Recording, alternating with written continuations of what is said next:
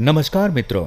जब कोई व्यक्ति अपने व्यक्तित्व में प्रकाश उत्पन्न कर लेता है तो उसे अवतार मान लिया जाता है।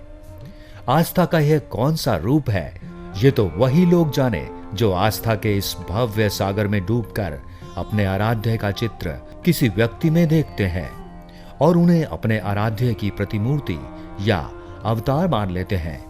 एक ऐसे ही व्यक्तित्व की कहानी लेकर आज हम हाजिर हुए हैं। ये कहानी है दक्षिण भारत में शिव के अवतार कहे जाने वाले सिद्ध पुरुष महर्षि रमन की, जिनके कहे वाक्यों को आज भी आध्यात्म की पराकाष्ठा माना जाता है। महर्षि रमन भेदभाव रहित समाज की वकालत करते थे।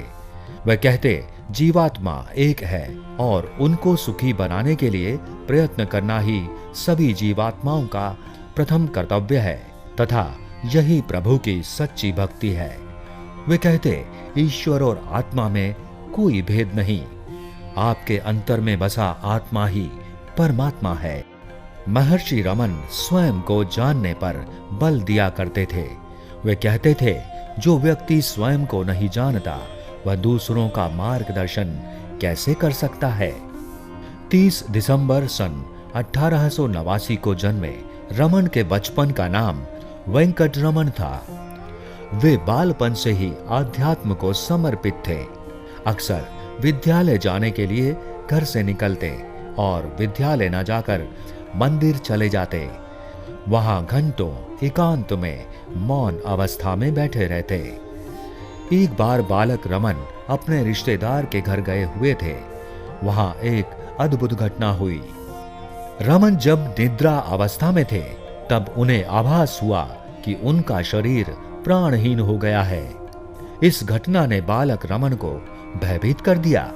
वे सोचने लगे आखिर वे हैं कौन, क्या इस शरीर के साथ उनका भी अंत हो जाएगा। इसी प्रश्न को वे कई बार सोचते और अंततः उन्हें आत्मज्ञान प्राप्त हुआ। वे भय मुक्त होकर उठे क्योंकि उन्हें ज्ञान हो चुका था कि अगर नष्ट होगा तो सिर्फ शरीर होगा, मैं नहीं, क्योंकि मेरा अस्तित्व शरीर से कहीं ऊपर है। मैं एक निश्चल आत्मा हूं। इसी के साथ वे वेंकट रमन से महर्षि रमन हो गए। इसके बाद उन्होंने कभी शरीर पर ध्यान नहीं दिया बल्कि आत्मा को साधा। इस घटना के पश्चात महर्षि रमन में वैराग्य उत्पन्न हो गया। वे अपनी तकश में आराध्य देव भगवान शिव के स्थल अरुणाचलम पहुंच गए, जहां उन्हें एक व्यक्ति मिला। व्यक्ति ने उन्हें केशों का त्याग करने के लिए पूछा। महर्षि रमन ने इसे सहर्ष स्वीकार कर लिया।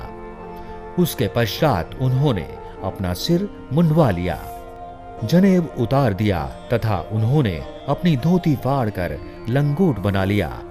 इस तरह सांसारिक दुनिया से विलग होकर महर्षि रमन ने अपनी सभी इच्छाओं को त्याग दिया। वे सन्यास के पथ पर चलने लगे। महर्षि रमन बेवजह के चमत्कारों से परहेज करते तथा साधारण जीवन में विश्वास करते। वे हमेशा कहा करते थे कि ईश्वर देखने का अर्थ ईश्वर हो जाना है। महर्षि रमन जब तक धरती पर रहे भेदभाव रहित समाज का निर्माण करते रहे। 14 अप्रैल 1950 में इस दिव्य आत्मा ने शरीर त्याग दिया और अपने धाम को कूच कर गए। मित्रों, आज फिलहाल इतना ही। कैसी लगी आपको ये प्रस्तुति, हमें कमेंट बॉक्स में जरूर लिखकर बताएं। धन्यवाद।